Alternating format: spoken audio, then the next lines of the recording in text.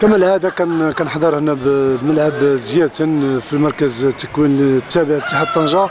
معنا عادل المرابط صانع العاب اتحاد طنجه، الفضل سي عادل كنشوفوا الفريق اتحاد طنجه في القسم الاول لانه صراحه لعب دور كبير جدا السنه الماضيه. ما نساوش الخير ديال سي عادل. سي عادل اهلا وسهلا بك. اهلا الاخ ديالي واهلا بالمتتبعين فريق اتحاد طنجه في خارج ديال الوطن. وبهذه المناسبه كنبلغوا السلام الحار لهذا الجمهور اللي موجود في مدينه بروكسيل ولا في يعني في بلجيكا بصفه خاصه.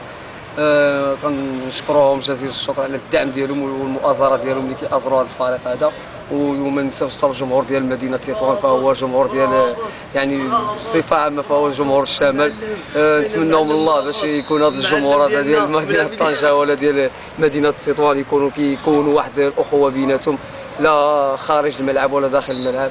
ونتمنوا من الله باش يكون هذه المباراه ديال الديربي يعني مباراه ديال الصلح بين الجماهير الشماليه.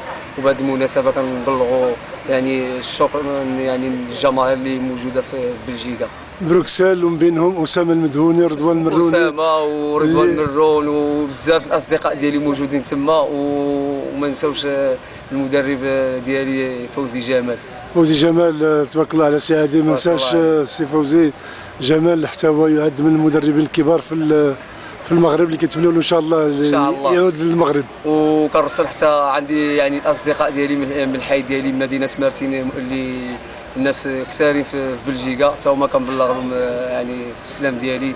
وكنشكر جميع يعني المحبين ديال اللاعب عادل المرابط. وانا من بينهم سي عادل كنتمنى لك التوفيق والنجاح، وكنتمنى لك مسيره موفقه ان شاء الله. ولما لا تزورنا في بروكسل ان شاء الله ونعملوا معك لقاء تما ان شاء الله في التلفزه في المغرب تي في ان شاء الله. زياره الاصدقاء ديالي تما ان شاء الله وفوق الراس والعين ان شاء الله. بارك الله فيك سي عادل، بالتوفيق والنجاح. شكرا جزيلا.